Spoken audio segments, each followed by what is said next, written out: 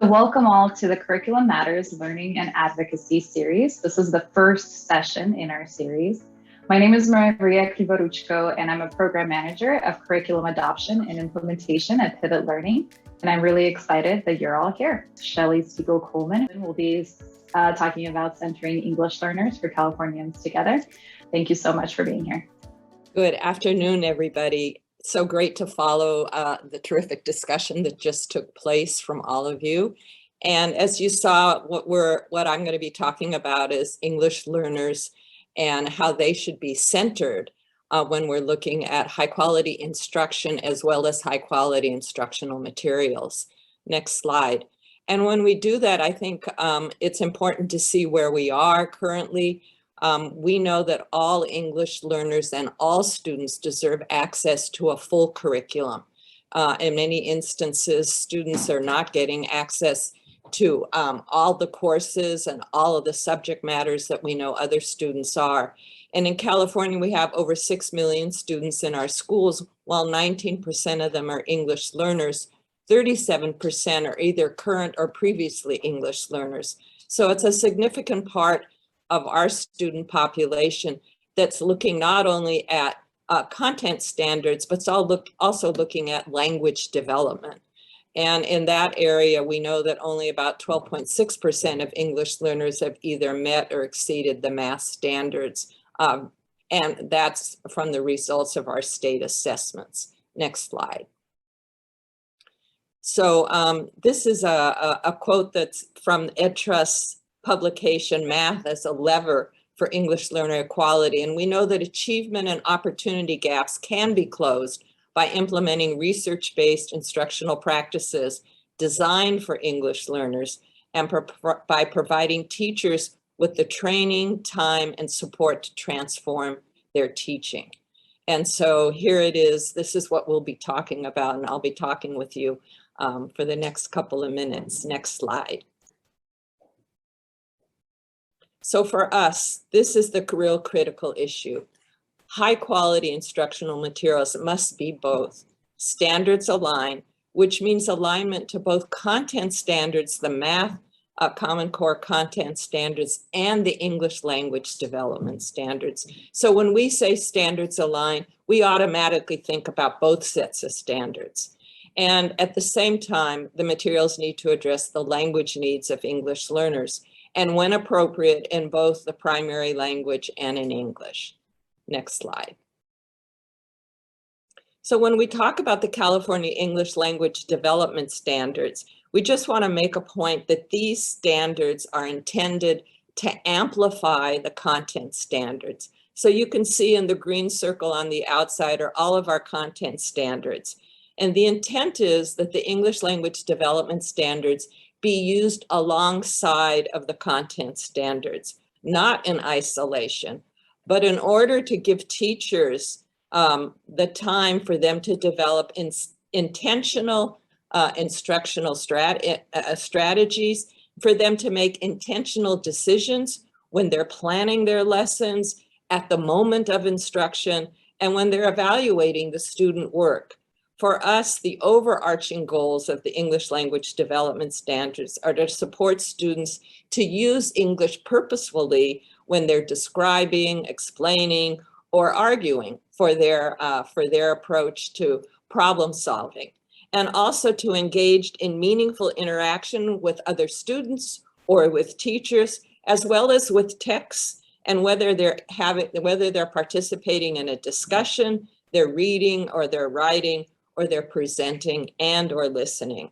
So it's important. Also, the goal for us for the English Language Development Standards is really to develop knowledge of how English works, metalinguistic knowledge, which will help them make informed decisions about using language when they're speaking, when they're writing, and when they're reading, and when they're listening. So as we say, this information comes from the English Language Arts, English Language Development Framework, but also speaks to all the other content standards. Next slide. So English language development in California, has two separate components. one called Designated English Language Development and the other Integrated English Language Development. The Designated English Language Development is really a protected time during the school day where students are really focused on the state-adopted ELD standards. This is a time where they're developing language skills that are necessary for accessing content in English. And so what we would like to see in the adopted materials and in professional development is that we use designated ELD time to give access to what's going to happen during the mainstream math lessons.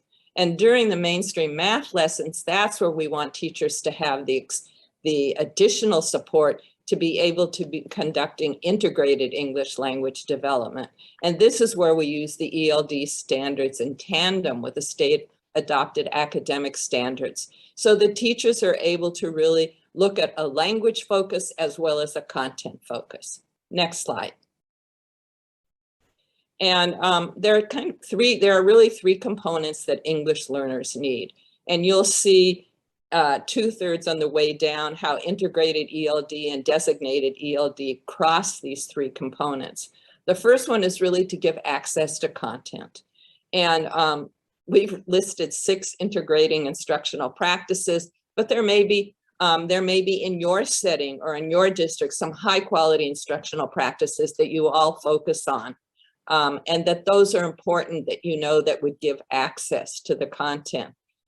We do not expect that teachers take one standard at a time, one ELD standard at a time, but when we're looking at the content standards, they would look at the ELD standards and bundle them or group them. There may be 2 or 3 ELD standards that you would focus on that would give access to content.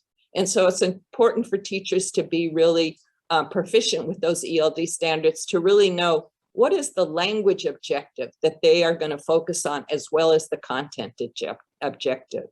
The other component for English learners is really the language they use to participate.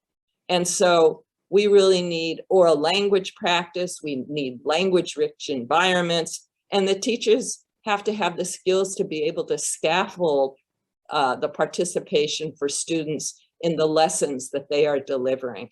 And then, of course, the other area is that you actually teach English, that there are aspects of grammar and language structure that are part of the lesson.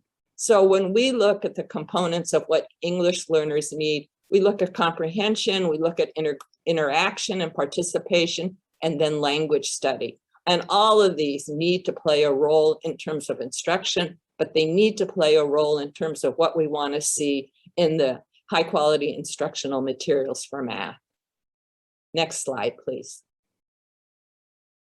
And so if you kind of think about this, it's a balance. And where does language fall and where does content fall? For designated ELD, really language is the focus and carries the weight in terms of developing lessons. But for integrated language development, the content, the math content carries the weight, but the language also needs to be there as in tandem and as a partner in terms of a comprehensive program for English learners. Next slide.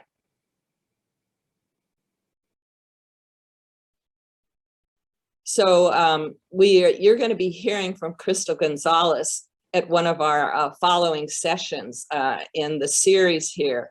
And Crystal Gonzalez is the Executive Director of English Learner Success Forum. She just published a wonderful commentary in EdSource. And this is one of the quotes that we've taken from there that we think really expresses what we've been talking about. And that is, teachers deserve to have a curriculum that's clearly and consistently guides them in how and when to focus on the math language that students need to understand the content.